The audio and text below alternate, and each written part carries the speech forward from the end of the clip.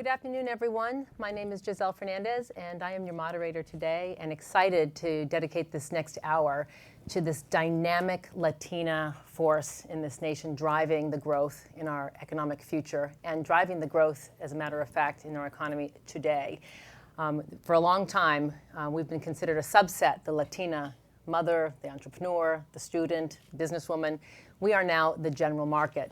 Many of you know that the Hispanic marketplace is exploding. That is pretty much common knowledge, that we're nearing $1.5 trillion in consumer buying power.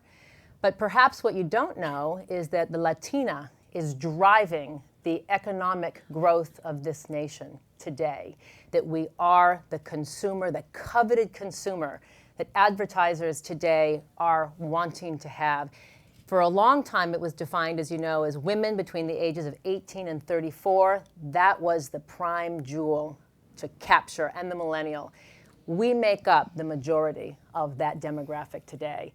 And 60% of us, 60% of Latinas are under the age of 35. As my good friend Monica Gill has said, that puts us in prime acquisition mode for an array of products and services, from big cars to home purchases to things that we do not normally associate with the Latina purchasing power. So instead of giving you a lot of statistics like in 86% of our households, it's the Latina who holds the purse strings. If you thought it was a macho culture, think again. It is totally matriarchal. And we have the A-team here, the A-team who's going to take you into a world that is untapped, and it's exciting if you want to grow your business, expand your business in the future. This is not trying to attract the multicultural, diverse subset of America. We are the new America. So with that, it is my honor to bring to you, to the Milken Conference, literally the top minds in this space of a new economy. To my very left is Nina Vaca. She's an entrepreneur, a civic leader, philanthropist, and she's the chairwoman and CEO of Pinnacle Group, which is named in 2015 the largest woman-owned company in the country, at crossing over $1 billion recently. And she's also believed to have the #1 Latina-owned business in the country, the biggest in the country. And then we have the oracle of all Hispanic data, Dr. David Bautista from UCLA, who is just he's got his finger on the pulse of everything in Latino politics and data. And I kind of messed that up a little bit, but I'll get back to it. You can look in your program books. Dr. David Hayes Bautista is professor of medicine at UCLA and also the head of the Center for Latino Health and Policy at the School of Medicine at UCLA. And then Monica Gill is the Senior Vice President of Multicultural Growth and Strategy for Nielsen, and has been in this space studying and observing Latina trends as the primary consumer buying force in America today. Looking forward to hearing all that she has to bring to us this afternoon. And then from Google, the Chief Education Officer is Julianne Crommett, waving to us. She is responsible for re-archetyping who we are in technology and media, and is a vital force and a vital young force to showcase who we are in a very vital time in our economy. So welcome to you all. Thank you. Thank you. So David, let's start with you. All Set right. the stage for us. There is a perception perhaps that we are just a subset, not the general market. Who is the Latina dynamic economic force today? Well, if we could have slide number 7 up. This is a report that caught Giselle's eye, which is the reason why I'm here, and that we did last year, looking at young Latinas in the state of California. And you notice how it is tiled, the Latina post-millennials. So this is the generation after the millennials, the turbocharged Gazelle generation. Turbocharged Gazelle, well, what the heck does that mean? Well, and I've heard this even just recently, there's a way that Latinos used to be 30 years ago. Yes, low education, low income, high school dropouts in poverty, et cetera, et cetera. And I just heard some speaker within the past 2 weeks talk about how half of Latinos don't graduate from high school. That was 30 years ago. This is very, very different. As we look at these young post-millennials, the Latinas, are 2 to 3 times more likely to graduate from high school than their parents. Close to 90% will graduate from high school. 10 times more likely to graduate from college than their parents, and they're going to earn 5 to 20 times more than their parents during their lifetimes. This is happening, boom, just like that, from one generation to the next. And we have never seen a generational change like this since the baby boomers. Just huge. So if already good things were happening, they're going to happen even more quickly. So if we go to slide number 2, we will see the post-millennial generation in the top 11 Latino markets. The dark part of the bar are the Latinos. And you notice in some markets, such as Riverside, San Bernardino, San Antonio, Los Angeles, Phoenix, over half, close to 2/3 of all post-millennials are Latinos. So this is a huge piece of the future. But remember, turbocharged the Giselle generation. They're just going to leap way past their parents. Another big point is that we're born here for the first time since our parents' generation. Well, actually, not only are they born here, actually, the average Latino has been born here. Even during the height of the last wave of immigration, 2/3 of Latinos in the United States were born here. And a place such as California, the average Latino has been born here ever since 1791. May I repeat, for over 200 years, ever since 1791, the average Latino has been born here. The immigrant has always been a minority. A very important minority, but always a minority. But now we really need to pay attention to their U.S.-born children, particularly the post-millennial generation. All right, Monica, frame this now, what it means for Latinas, because for the first time we're coming to the forefront, at least for the general market as it's perceived to be. We hold the purse strings, and we're a very different archetype than we're perceived to be, aren't we? Sure, and I think I want to piggyback off a little bit what David Hayes said. So if you really think about the population right now, 17%, Latinos make up 17% of the population. Latinas also make 17% of the female population. In the next 40 years, Latinas are going to be 30% of the population in the United States. So what does that mean for marketers? What does that mean for networks? What does that mean for consumer CPG companies? It means the fact that if you start thinking about who your core constituent is for growth, it's women 18 to 34. It's the soccer moms, right? So guess who are the soccer moms? It's Latinas that tend to be younger. You mentioned 60% are under the age of 35, but 45% are under the age of, 74% are under the age of 45. This is your key constituent. So if you're trying to market to this and you're trying to grow your business, what's happening is that Latinas for the first time are in a position to not only be important because of the size of the population, because they can significantly influence the growth of your brand. So look at across, for example, the top 15 CPG categories in the country. Latinas are outspending every other ethnic group in those top 15 categories, things like wine, things like cheese, things like beverages. They're having kids, they are younger. You mentioned their youth and their age and the fact that they're having more kids right now. 1 in 5 women in the U.S. are Latinas. They're having kids. This means that these are, again, going to be the soccer moms. But if you think about it, it's also the opportunity for general market to stop looking at general market from being other. They're Latinas. These are all the women in this space. So there's so many different data sets that we can talk about, but I think if you really start to look at the Latinas, we have to stop looking at them about just demographics and start seeing the demand. And Latinas are going to drive the demand for every major CPG company, for every major network, because of their youth. And I like to say that they're guardians of culture and advocates of change. They want to be both. I call them the 200% population, 100% Latina, 100% American. And guess what? It's like having 2 sets of closets and you're picking and choosing and you're deciding that what you want your outfit to look like. It's the same thing. They're picking from both cultures and they're bringing it with them to their jobs. They're bringing it to their schools with their kids. And every marketer needs to understand this new Latina identity, if you will. And it's not just a language marketing dynamic. You can market in English and in Spanish, but most of our families now speak both languages. Yes? Right, you've actually seen an increase in the bilingual population. There's still going to be 40% of Latinas households that only speak Spanish. But what you're really seeing is you're seeing a growth of that bilingual population. So the way that I say it, it's not either or, it's and. When you think of language, think both. And, because it's not that we're choosing to speak one or the other, it's the fact that we are seamlessly transcending between cultures without even thinking about it. And language will be a thread that all marketers need to understand moving forward. Great. We'll get back to some of those points. And Julianne, we are early adopters of technology. We're over-indexing in all media platforms and smartphones particularly. How important is the Latina consumer to Google and others like you? I think incredibly important. You see it across a lot of the initiatives that we've started in different verticals, including sales and marketing.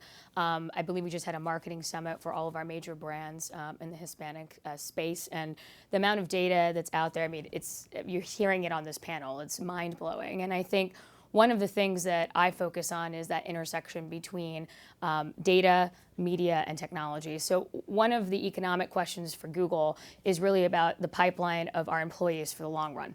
And if we look, there's a huge job shortage, job surplus to technologically trained shortage, right? So we're not training an economy for the future that we're literally building right now. And it's actually a theme I've heard in a couple panels today, which was music to my ears. But specifically within the Latino community, when you think about the growing number of our percentage within the population, and specifically with Latinas and the over-indexing in education, the issue is that we're not making a translation between high consumption of technology and high making of technology. And that's what I focus a lot of my work on, is how do we make that translation through storytelling? Because if we are over consuming in media, there's an incredible opportunity to reach through storytelling and meet people where they are, whether it be on YouTube, whether it be in traditional media that's being watched on 500 different types of platforms, and reshaping a narrative away from that hacker, nerdy stereotype, usually a white guy with glasses. Everybody know what I'm talking about? Yeah, has no friends, usually. It's really attractive to a lot of people. And the problem is that's what we're getting on the other side in terms of our pipeline. Pipeline is predominantly male, sometimes Asian, and even that is perilous in terms of a claim. And generally speaking, we see girls dropping out of interest in tech and in STEM because of the perception of the career. We did a study, and this is all in terms of all girls and women. At the high school and college age, it accounted for 30%. The stereotypes, the perception of the career, accounted for 30% of the decision to pursue that career in technology and in STEM. And what's fascinating is the only thing that was more influential was parental or adult perception and influence and encouragement, right? And that was only 0.5% more. So really what you're seeing is that the stereotypes over about the last 20 years have had this profound impact on perception and on pursuit of the career. And yet we sit as Google and think, wait a minute, the Bureau of Labor Statistics just said we're going to have 1 million technical jobs unfilled by 2020 in this country. And that doesn't account for any other industry with tech. That's specifically in the tech industry. Yet we haven't trained a workforce to fill them. So herein lies the equation. We have a translation opportunity here to take all of these consumers of technology, majority Latina, and start to say, hey, if you learn how to code and build the thing that you love, you might improve upon it and in fact disrupt our entire industry and in fact be a pipeline for us as employees, but more importantly for the economy as a whole. And I think that's where this conversation really goes, is that disruption, that involvement in technology from the Latina community is going to change the whole game. And if we set that up, our economy is only going to propel forward. So you are Cuban and you're Puerto Rican, I am. Harvard grad. How does your Latina background and understanding of our culture help you create the archetypes that need to be able to push out those images that are more reflective of us? 100%. So, and by the way, I bet a lot of you didn't know I was Latina. I love freaking people out. So hablo español, nací en Puerto Rico. I was born in Puerto Rico. And what's really interesting is that there's a larger narrative conversation going on in Hollywood. Monica and I have talked a lot about this on different panels. And a lot of you may be familiar with, we have Oscars So White. There's a whole movement of the needing to change perceptions around a whole lot of things, not just within the technical workforce. So we feel ourselves plugging into that. And what's interesting in being Latina is sometimes my very presence as a light-skinned Latina is interesting in a lot of the rooms that I sit in. I present on unconscious bias a lot across the media industry. We've worked with over 20 networks and studios and production companies at this point. And what's fascinating is that because I've sat personally at a place of duality as a millennial and as a light-skinned Latina, and so I sort of pass in and out of conversations, and passing just means that people assume that I'm white and they have the permission to say things around me, and so I get a real sense of both sides of the coin. And what I have found is the nugget that really starts to flip the script, if you will, within the rooms in Hollywood that we're in, are when we reframe it around unconscious bias. And unconscious bias, for those of you who don't know, are just the results of shortcuts that our brain takes because of the amount of data that we have to process at any given moment. So at any given moment, our brains are processing 11 million bits of data, but we can only consciously process 40 bits, which means 99.99996% of what we think is unconscious. And when we start to work with companies, particularly often white male leaders of these organizations, and we reframe it as, this is not your fault in a direct way, this is all of our faults, and that's what's built the structure and the systems that have kept things from progressing. However, guess what? You can now have a part in making it better, in changing it, and starting to check your biases at the door. And I think that's what's been really interesting in sitting in my own personal perspective and reframing is, that's the point in the conversation where they all lean in. Because suddenly it's not about them being at fault and it's not the blame game anymore. It's more about empowerment and how we're all on this journey together. And quite frankly, a lot of companies have actually started doing things because of this very conversation. Well, let's take a peek at Nina's company. You have mostly Fortune 50 companies as your clients. Are you seeing corporate America awaken to this dynamic economy? Well, before I answer your question, I don't want to lose sight of what's really happening here. The reason that I'm here, the reason that we're all here is quite frankly because of you. Bringing the voice of the power, the economic power of Latinos in America to none other than the Milken Institute is something that should definitely be recognized. You've used your personal brand, your personal relationships, and I personally want to thank you for doing that. Will you help me thank her? Thank you, Nina. Thank you. My mentor always told me, if you want to create change, go to where the power lies. So here we are. So delighted to give you the answer. I have had the privilege for the last 20 years of having, actually even more 20 years on my own, but longer than that when you think about my family. I come from immigrant parents who came here to the United States from Ecuador, and their way to their American dream has been through entrepreneurship. So I've had a front row seat to that. 20 years ago on my living room floor, I started a business too. And for 20 years, I've seen so many things and learned so many things about entrepreneurship. And it all begins, the companies that are doing it right are the companies that look at the Latino community not just as a consumer base, but an investment. And there are companies who are doing amazing things, and I would say by doing 4 things. Number one, making sure that they're looking at the number of Latinos and, quite frankly, all minorities in their workforce. Number one, a lot of times best practice companies will have what's called an ERG, an employee resource group. The second thing, and an award-winning of it, that they could mobilize, that they could do well, that they could have a voice within the company. ERG groups have become very prevalent in large companies. The second thing, quite frankly, is have an incredible supplier diversity program. That means that you look to the Hispanic community or all the minority community, whether it's women, whether it's minorities or Hispanics. Corporations that are doing it right are actually looking at doing business. We're not just worthy of buying your product or service, but we're actually worthy of doing business with you. The third, quite frankly, is being prevalent in all the consumer markets. That's an easy one, right? And all the regions and the markets that you talked about. And the fourth, and probably the most important, is having Hispanics or minorities in their C-suite and on their board. Now, if they're doing all those 4 to 5 things, that has translated into profit in an amazing way. If you look at companies like Comcast, like Verizon, like AT&T, like Google, who are doing that, you're seeing that affect their bottom line. But this is something that needs to be done consistently and in a meaningful way, in a multi-year way. This isn't, oh, I want to connect with the Hispanic community, I'm going to go sponsor an organization. It doesn't work like that. This is something that the Hispanic community is not a monolithic community. And it's important to recognize that, and it's important to invest in the community. Major retailers started focusing on this tsunami of a community, quite frankly, 7 to 9 years ago. 7 to 9 years ago, it wasn't vogue to be Hispanic. They were working on that, and those are the companies that are making it. But here's the disconnect for me. If we're such a cash cow for the general market and for big brands, big companies, big goods and services, Toyota gets it. They're the #1 car company for Toyota's not, Hispanics for yep. 10 years. Why? Because they know you don't give the test car drive keys to the man anymore. You hand them to the woman as well, or to the millennial child that's with them.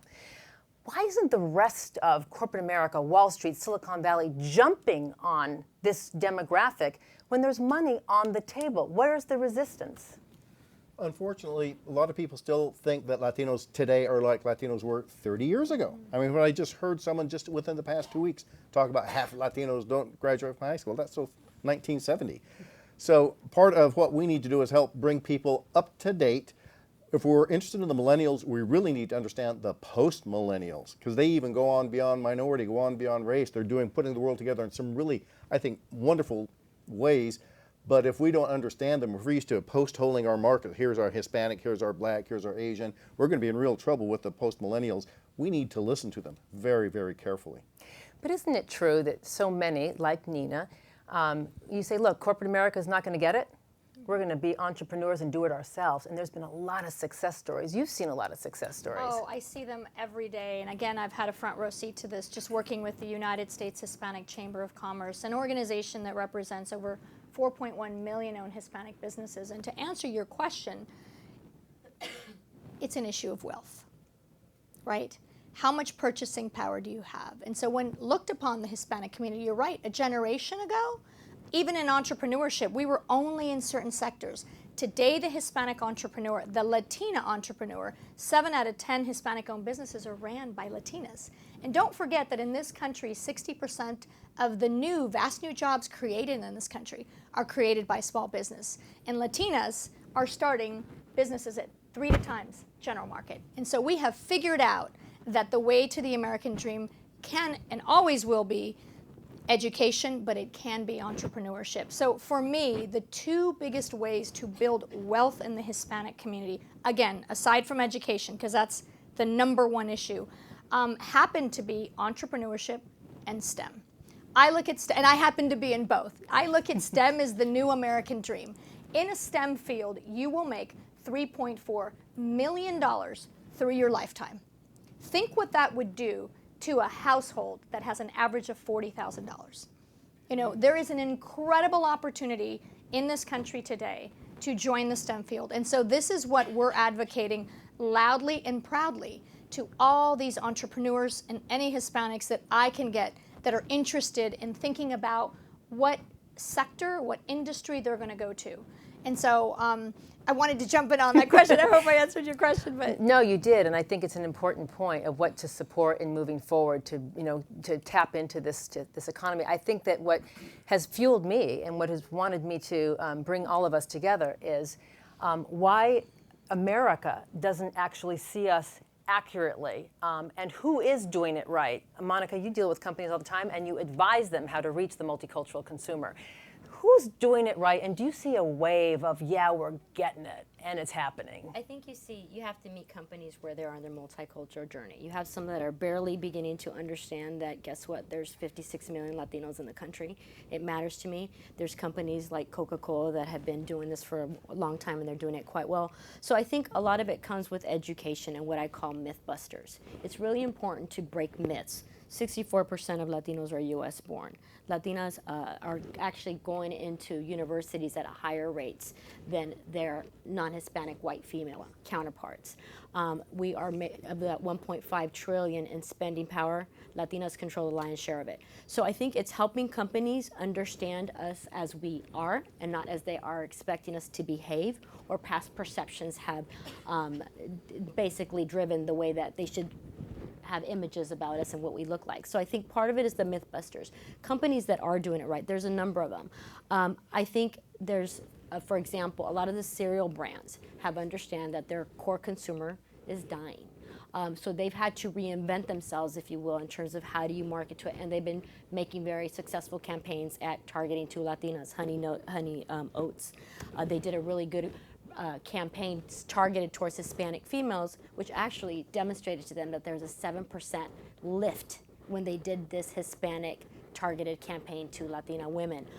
Kraft Macaroni and Cheese has done an exceptional campaign where they partnered with Walmart, for example, and they said, let's take five of your stores, which are heavily Hispanic, and they realized that when they did a Hispanic targeted campaign, they were able to see increase in sales by 4% in just those 4 stores for their mac and cheese. And there's a lot of the automotive companies have realized it. I think automotive is quite at the forefront. Technology, mobile companies have realized this. And the reason mobile companies have paid a lot of attention to this, because disproportionately, Latinas use smartphones more than any other ethnic group. Latinas tend to have a smartphone at 70% the rate. That's 13% higher than their non-Hispanic white counterparts. They also tend to stream and download more video than any other ethnic group. At the same time, they're using tablets. So why does this matter? If you think about the media industry, for example, what are the 3 things that are keeping them up at night? Mobile, streaming, and tablets. And Latinas are over-indexing in all of those categories. So if you see the companies that are doing it right are the ones that do have a stake in it. So for me, it's really about how do you size the prize for them and show them the money they're leaving on the table by not investing in Latinas. And unfortunately, that's my entry point to them. But I think that once you get them to lean in, once you get them to understand that their perceptions of us are mistaken or incorrect, and honestly, it's not always intentional, it's just a lack of exposure, they tend to respond differently to us and see us now as a growth opportunity versus seeing us as just something that's there, nice to have, and the fact that we are no longer the subservient Latina. I mean, everybody, all the Latinas on the stage, including you too, Dr. Hayes, yeah, you're honorary, are breaking all the myths, if you will. We are breaking the status quo of what traditionally has been thought of as Latinas. So we're in the driver's seat, and it's helping all the consumers and the clients understand that. And quite frankly, it's through data. One of the things I say all the time is it's really great to go into companies, and they want all this information for free. Our data is not free, and it shouldn't be free. And if this is your core consumer, your core market, you have to invest in understanding our behaviors, our preferences, just as you would as any other market. So for me, it's helping them understand the size of the prize and for sure investing. Data is not free, and it shouldn't be for this important demographic. And the numbers tell the story. So if you're looking at the huge numbers and the huge profitability that comes from accessing our community, you have to wonder, especially with your data at Nielsen that shows when you have a Latina personality or celebrity or whoever our PewDiePie is, which you just mentioned to me a few minutes ago, Julianne, that it drives up business. You mentioned to me that when Jennifer Lopez appeared on Dancing with the Stars, the numbers shot up. When she didn't, the numbers went down. If that's the case, and we're such a celebrity brand alliance culture, why isn't it that there are more studio heads and media chiefs that are Latina or Latino? Why aren't we more in positions to influence, as Julianne is, the media perception of who we are? Because there's clearly a problem in Hollywood, a problem in media technology when we over-index and we're the consumer that these economies depend upon. What's it going to take to change? So I'll start fielding. Monica, we'll tag team on this one. This is a meaty one. I think, in terms of why we're not at the table within Hollywood, so before I worked at Google, I worked on behind the camera diversity initiatives at NBC Universal. So for full transparency, I come from the entertainment industry. And what you see is things are slowly starting to change at the top. Channing Dungey being named head of ABC Network and Studios is, I think, a huge step forward. First African-American head of a major network in history, which I think is amazing in terms of the major force. We're seeing that through the pipe, due to a lot of programs that have started in the last 20 years, we're starting to see a shuffle upwards, which is exactly what intentionally happened. I think there are a lot of structural problems within Hollywood that are starting to be exposed, thankfully, through social media and accountability. I think accountability is something we talk a lot about at Google. Part of the reason we published our numbers, and we suck at this, we say it pretty openly, and part of the reason we published our numbers is we wanted everybody to do the same, because we believe transparency in data leads to action. You've seen also in Hollywood a lot of publication of data from USC and UCLA and Gina Davis Institute and others, and that has sparked a tremendous conversation that I don't think we've seen the likes of in a little while, and an accountability like Oscars So White that happened with the nominations this year. And I feel like structurally we've had a lot of economic barriers early on in the structures of Hollywood. If you enter at the agency level, which is how most people enter the entertainment business, nobody at the agency level pays enough to subsist in Hollywood or New York on an assistant salary or mailroom salary, often unless you have other levels of support. You can't necessarily last the amount of time that structurally was needed to move up to being an agent. So we lost a lot of people at that point in the pipe. The agencies realized this. CAA is one of them, Creative Artists Agency. I think there have been training programs now have been implemented within a lot of the networks and studios that have helped people grow in their career, which is how we see somebody like a Channing kind of moving up. I think Bella Bajaria, head of Universal Television, is another example. And so my feeling is as these barriers start to get removed, we're seeing more and more of us kind of move up the ladder. I can name Joey Chavez, who's at TNT and TBS, who I'm sure is going to be a network head. If you're watching, Joey, I love you.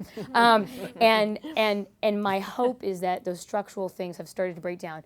The internet and YouTube have been another component of that. The disruption of media itself has helped to start to break those things down. If anybody can upload and shoot something on their phone, then suddenly it's a whole new ballgame. You don't have to wait for the system to catch up with you. You can get ahead of the system. I think that's something else to think about. You see creators like Dulce Candy really popping on YouTube, and YouTube paying attention. Susan Wojcicki just came out with a fantastic article in the last week, I believe in Ad Age, where she talks about specifically female consumers and viewers and how it ties directly to advertising dollars and bottom line. The advertisers are now coming and saying, we want more content on your platform that reaches X demographics. Help us, help you. And what's really interesting is that Susan's point in the article is what they're wanting is not the pandering, but rather the thing that feels authentic, that tells a story, that is organic to a female experience in many different ways. You see the Dove campaigns, you see Barbie and the new bodies. I'm really proud to serve on the Barbie Global Advisory Council and very proud of what they've done as a brand. And the campaign they've launched around that taps right into that. And Susan mentions that campaign by name because I think it's really important to understand that in the digital space where all the advertising dollars are moving, there is this sense of authenticity and of storytelling, which is so transparent to our community and so necessary to our community, but is really much more necessary to the consumer writ large, the millennial consumer writ large. And I think that's really exciting because that's an alignment right there. And so with that, I feel like the future is bright in terms of online and digital advertising and content. I think one of the reasons also it's tough in the media industry is because if you think about how it functions, it's about ratings and revenue. Yeah. So if there's not an immediate lift in the ratings, companies and networks will just go away and not do the program. And the reality is that when you think about programs like the George Lopez show, which was on for some 7 seasons or something, they made a calculated risk that they were going to leave the show on. Friends never did well in the beginning, and how long did it last, and it became the most popular show. So I think it's working with the network presidents and the creators to make sure that they understand the authenticity component of it, to again make sure that they're not pandering to us. I think Latinos always will say that they want to be able to see something that is general market. Chandra Rhimes has done a extremely well job on it, but if you're an African American watching the show, you can understand elements of culture that relate to African American audiences. We want the same thing. And I think that what happens with ratings and revenue is that if it doesn't show the immediate lift, they back away. And CPG companies do this all the time. And what I say is the greatest risk they want return on investment. Everybody does. But the greatest risk of not doing the right content, the right programming that's targeted to Latinos is that you're not doing anything at all.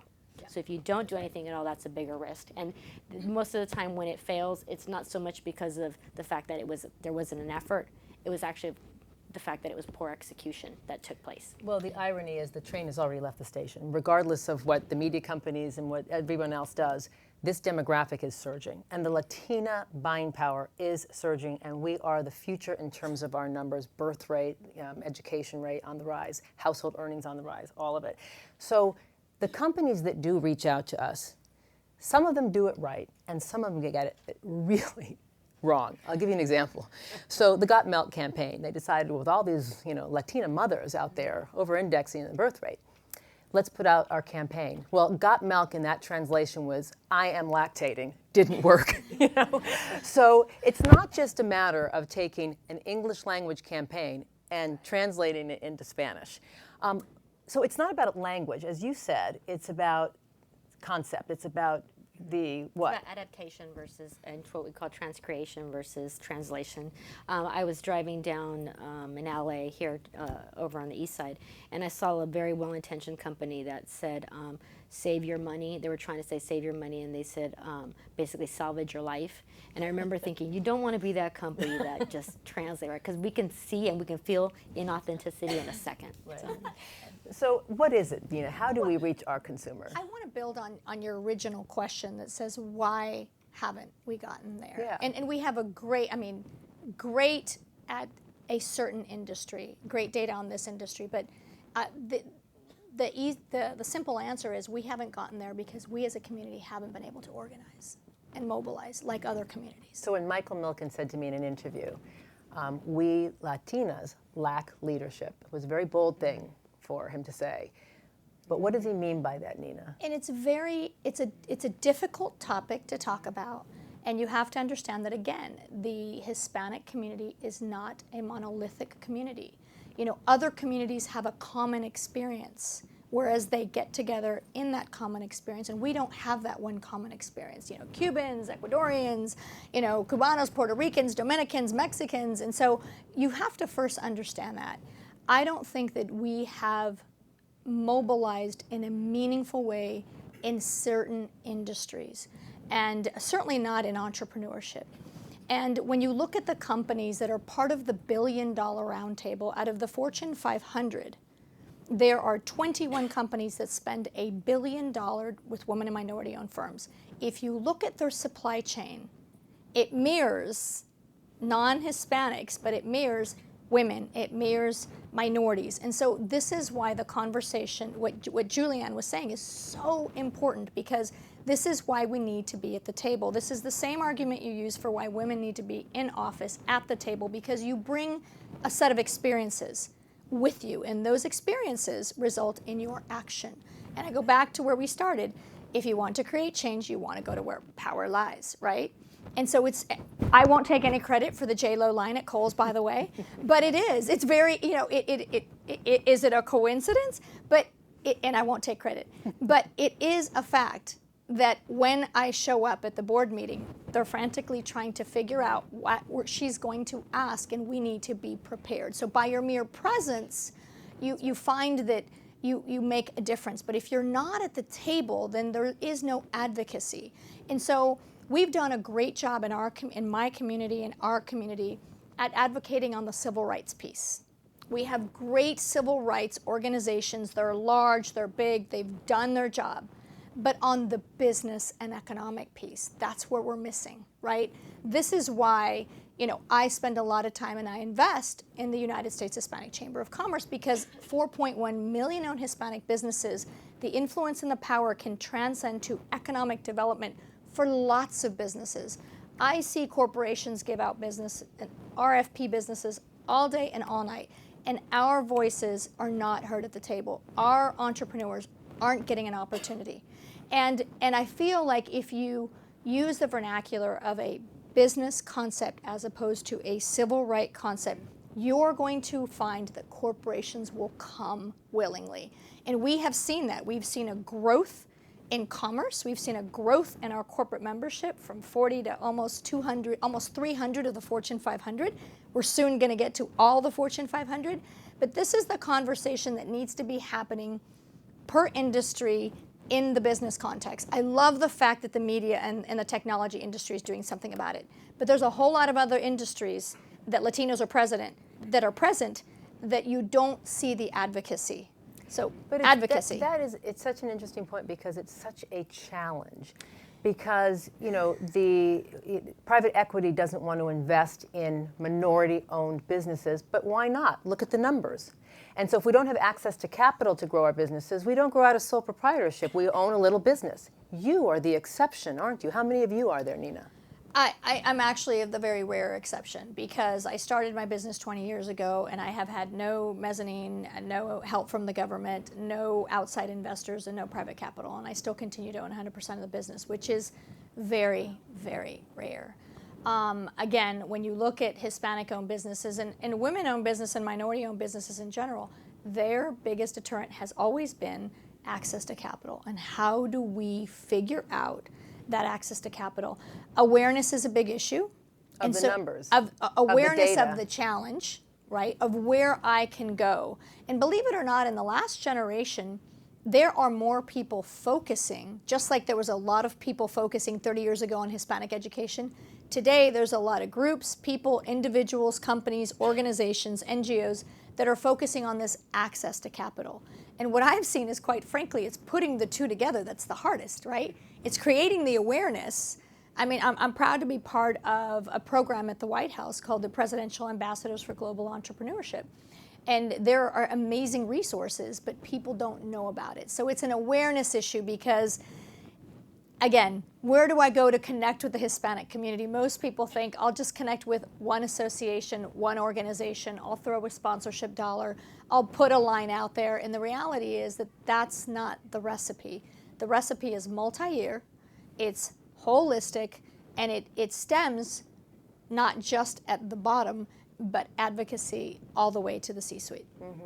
Well, it really is also getting somehow this general perception to view us as an economic imperative and not a social justice concern.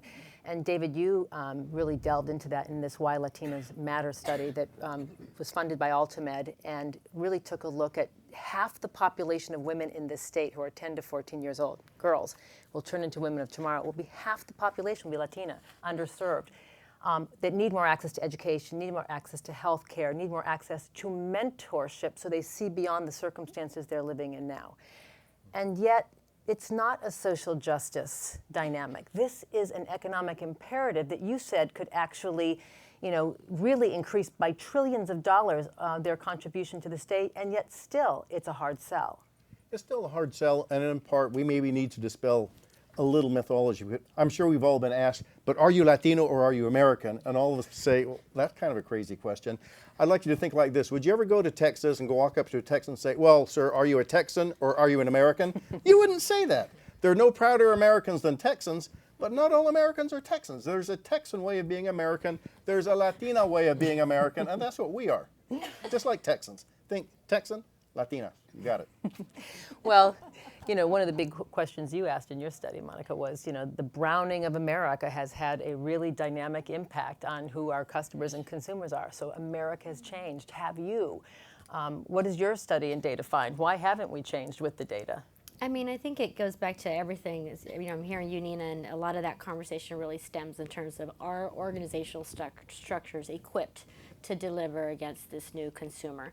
And I think what you really see is, you mentioned the Kohl's campaign with Jennifer Lopez, right? When you have people that are at the table, such as Nina on the board, and then you have executives, such as all of us, that are able to execute against the Latino marketing plans or whatever you want to call it, everything from talent recruitment. It does work. I mean, you see that happening with Kohl's, you see that happening with Target, where you had another Latina who sat on the board, or Latino who sat on the board and was able to drive these initiatives forward. Because I think that companies, it's not that they don't want to know, it's just the fact that they don't even know where to start. So it really is about meeting them where they are. And I think that ultimately, it's helping them have a very frank and honest conversation about race and ethnicity. It is hard. People don't want to do that. They don't want to say the wrong thing. They want to be politically correct. So it's about creating an environment that's safe for them to ask questions, and also creating for us as executives to be able to say, you know what, don't go there. You don't want to do that because it's going to be offensive. But it has to be an open dialogue. And I think that right now people are just nervous and scared to have that dialogue. And what I tell my company, it's better that you tell me before you go out and do something that's going to cost you $15 million to fix. So the truth is that it is about having the dialogue. It's about having executives at the table. And honestly, it's about training. I was here, and it's training both the Latinas that you have in staff. I like to think of it this way. I don't apologize for hiring Latinas. If I have that corner office, then it's my responsibility to throw a rope and bring another Latina back in. And I don't apologize for it. Someone asked me, well, why not? I said, because if I don't do it, who will? So the truth is that I still feel that I have that responsibility to do that. Once they get in, you have to train them. You can't expect that they're just going to be able to pick up on things. A lot of companies tend to hire on skill, They want to be very, very focused on a specific skill versus talent. And I say, you bet on this Latina any day, and I guarantee you she's going to work. She's going to outwork everyone in that room. But it's about investing in the training that is going to help them make them successful. You know, exposure is everything. I think a lot of us grew up with, we didn't travel, we didn't have a global palette, we didn't understand how global trends work. So it's about helping Latinas understand financial business planning, have more acumen in financial awareness, the training, and also giving them exposure to boardrooms, board suites. I think a lot of us have gained some of our best exposure by sitting and watching other leaders and watching them and trying to emulate how they work. So I think it's a number of reasons, and I will just echo what everybody else here on the panel said, but for me it really does come to training and exposure. David, what is it going to take to activate the Latina leader in your data, in your research, Well, actually, so that we insist on having a place at the table? we have a lot of Latina leaders right here on this panel. There are a lot of Latina leaders out there, quite frankly. You have said the same. You have said the same. Yeah, I think maybe the rest of the world is not aware that they're there, but they're there, and I think maybe it's just a matter of maybe taking another half step forward and getting the rest of the Latino community behind you all to say, guess what? We have a lot of leadership right here, and they know exactly where to go and what to do.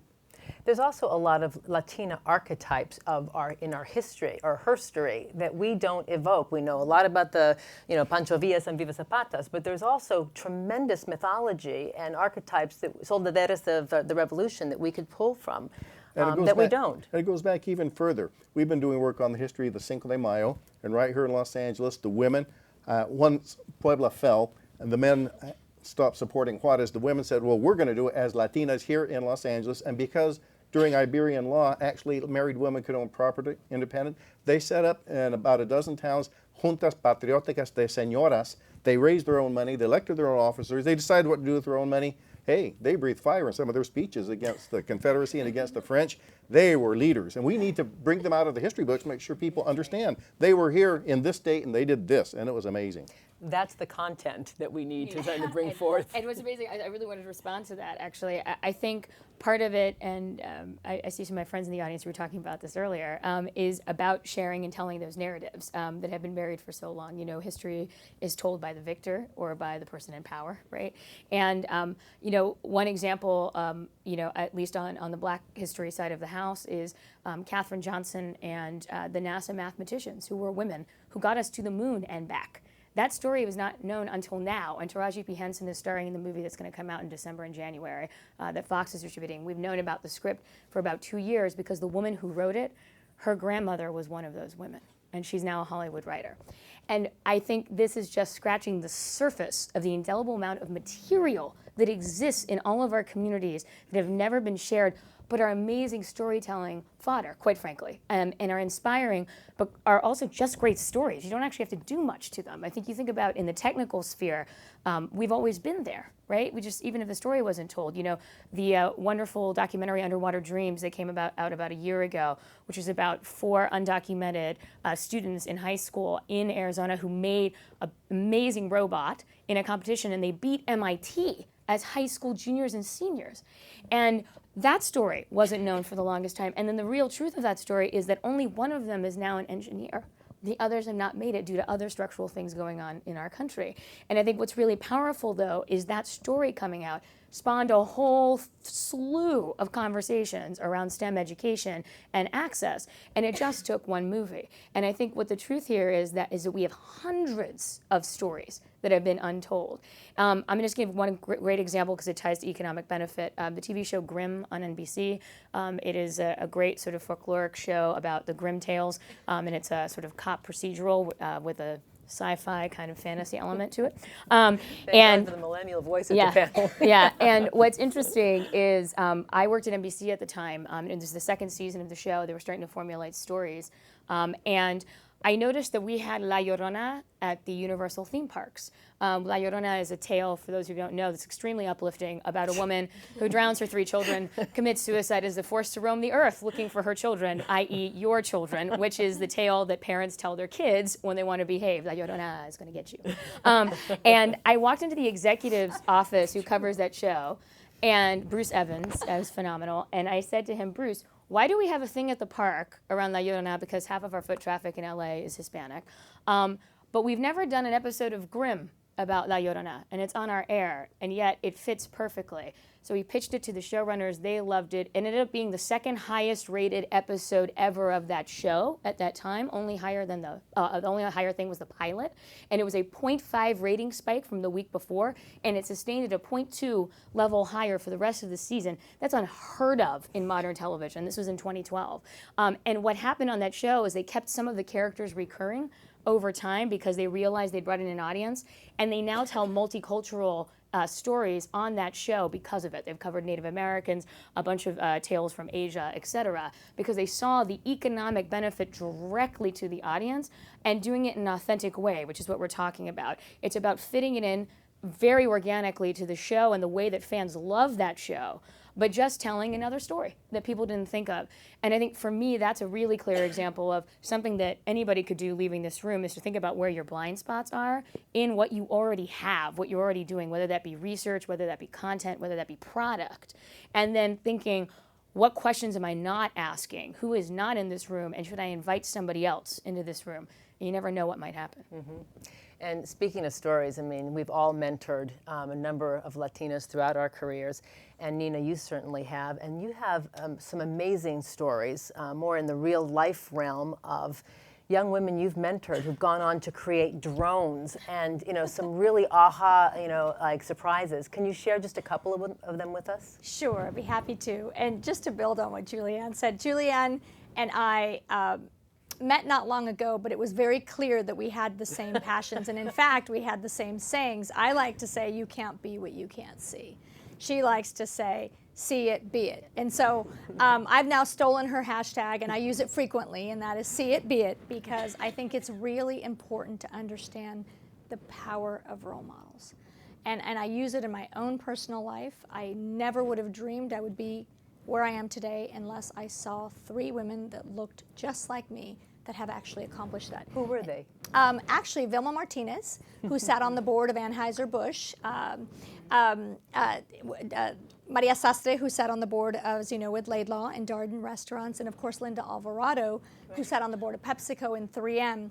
I went to a conference. It was a very small conference. It was only 50 people. And I always like to say 80% of leadership is just showing up, you know, to steal Woody Allen's words. And I went kicking and screaming to the conference. It was 50 people. I thought, what in the world am I going to learn? It's a very small Latina conference, but I went. And it was the first time that I saw those 3 women. And I walked out of there and I promised myself that day that that's what I would be and that's what I would do. And all of them became personal friends, which is the cherry on top. But your question was, back to your question, I got on a segue. When you reached out to mentor, you have huge success stories as alumni. Right, and let me tell you, I've taken that whole notion of you can't be what you can't see, and I've taken my personal business success to really as a responsibility. And so I founded a program called At the Table because I felt that the contributions that women and Latinas make in this country should be shared. And there should be an awareness through storytelling. And so the initiative actually has a lot of networking and tools and resources for women, not just entrepreneurs, but all women, women in corporate America. You know, like Monica, who bring in a tremendous amount of talent. How can we create awareness that there are Latinas? Everywhere I go, I hear, well, there's not enough. I can't find them. I don't know where they are. I know plenty of them. And so how can we use the platform of the largest Hispanic business organization in America to do good and to tell these stories? And so we started, among things, we have a competition. And sure enough, as we went across the country looking for Latina entrepreneurs, we looked for the best and brightest, and we ended up with 3 in STEM. You know, not a coincidence, 3 in STEM. One wants to be a CIO in corporate America and has a tremendous track record at being an executive in STEM. The other started a company in drones, right? And the third started an app called Tag It. And so these 3 women, I believe, are representative of the new Latina. So Anna Bermudez, to pick on one of them, started an app called Tag It. And ever since she joined the ecosystem, just by joining the ecosystem that we created, she has been able to attract new investors, access to capital, new customers, is about to sign a big deal. We have an alliance with Stanford University. She's now a Stanford Fellow. And so, you know, you can take someone, and if you use a platform, you can help them navigate through the ecosystem to get to where it took me 15 years. It took Anna 15 days practically. Right. And so that's what I want to see, is I want to see more women at the table. I want to be able to take our best and brightest, promote them and move them forward. You know, what can executives do today? They could understand that the power of mentorship and sponsorship, of helping women get to these roles, and I think they're uniquely positioned in corporate America. They have that seat at the table. How can we get more? Fantastic. And we have just a few minutes left. Are there any questions? Bianca. So we've seen in this presidential election how economic power drives political power and vice versa. Oh, sorry, I'll just repeat it. We've seen in this current presidential election how economic power drives political power and vice versa. So I'm wondering if any of you ladies or gentlemen are going to be running for office. They all looked at me. That was a little disturbing. I would rather stick needles in my eyes personally, but yeah, I'm actually considering it myself in the next 10 years. Somewhere probably here in California. Yay, Los Angeles, my new home. Because I believe we're at an incredibly important moment for Latinos in terms of politics in the election cycle, and I think this election will say nothing less than that. And that means that Latinas are uniquely positioned, I think, in the next 20 years to actually run and win political office, to keep moving the dialogue and the conversation forward. And I think with that, we'll see tremendous acceleration across a whole lot of other factors and areas.